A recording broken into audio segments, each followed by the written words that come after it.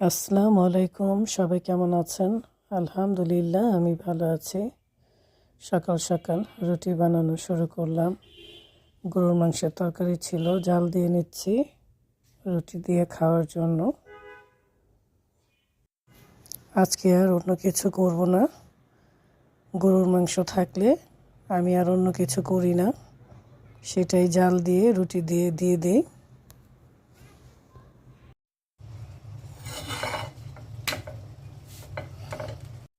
ডিম সিদ্ধ করে নিয়েছি আর গরম গরম চা বানাবো। এই তো রুটি বানানো শেষ হয়ে গেল। গ্রামে এবার আমরা সবাই অনেক এনজয় করেছি।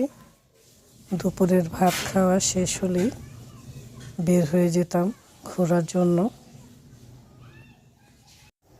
অটো ভ্যান নিয়ে নিয়েছি, সবাই মিলে নওগাঁ টাউনে যাব।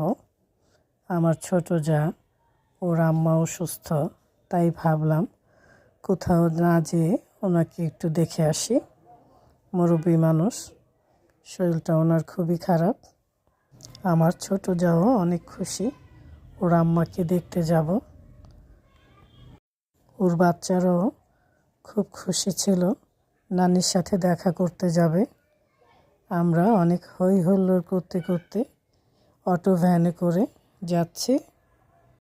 আনন্দ করতে অনেক কিছু লাগে না, আনন্দ করার মন মানসিকতা থাকতে হবে। আমরা গল্প করতে করতে দুপাশের সুন্দর সুন্দর দৃশ্য দেখতে দেখতে যাচ্ছিলাম। কী যে ভালো লাগছিল। আমাদের বাচ্চারা খুবই এনজয় করছিল মুহূর্তগুলো।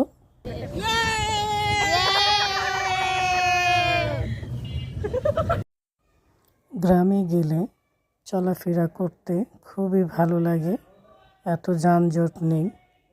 দূরের ওই সূর্যটা কী যে অদ্ভুত সুন্দর লাগছিল। এত সুন্দর দৃশ্য গ্রাম ছাড়া কি আর দেখা যায় বলেন? দুপাশে খোলা মাঠ আর ভ্যান চলছে, দারুণ একটা মুহূর্ত। সন্ধ্যা হয়ে যাচ্ছে আর পাখিগুলো তারের মধ্যে সিরিয়াল ধরে বসে আছে। কী যে ভালো লাগছিল দেখে।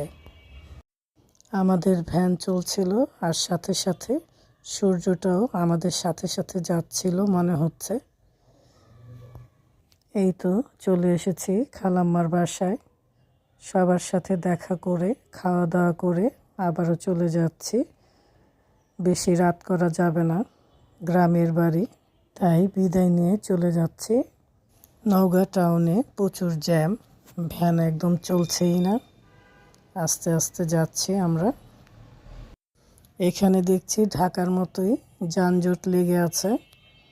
ঢাকা আর এখানের মধ্যে কোনো পার্থক্য দেখছি না। যাই হোক, সব কিছু মিলিয়ে ভালোই কেটেছিল গ্রামে।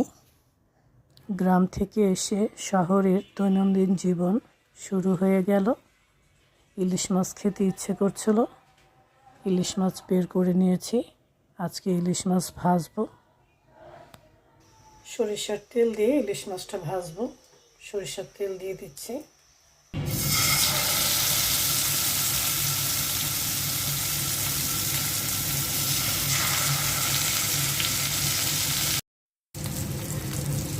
আমার অনেক পছন্দের মাছ ইলিশ মাছ, কিন্তু এখন এত দাম, সবসময় খাওয়া যায় না। ইলিশ মাছটা একটু কড়া করে ভেজে নেব। ইলিশ মাছ ভাজাটা হয়ে গেছে, এখন আমি উঠিয়ে নিচ্ছি।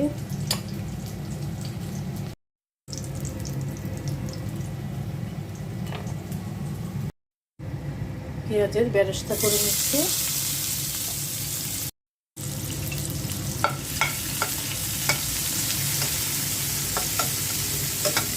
পেঁয়াজের বেরেস্তাটা ইলিশ মাছ ভাজার উপরে দিয়ে দিব। গরম ভাতও রান্না করে নিয়েছি। ইলিশ মাছ ভাজা দিয়ে গরম ভাত দিয়ে খেতে কিন্তু দারুণ লাগবে। ইলিশ মাছ ভাজাটা হয়ে গেছে, দুটো শুকনো মরিচও নিয়ে নিয়েছি। ইলিশ মাছ ভাজার সাথে শুকনো মরিচ দিয়ে খেতে কিন্তু দারুণ লাগে। সবাই ভালো থাকবেন, সুস্থ থাকবেন। আল্লাহ হাফেজ।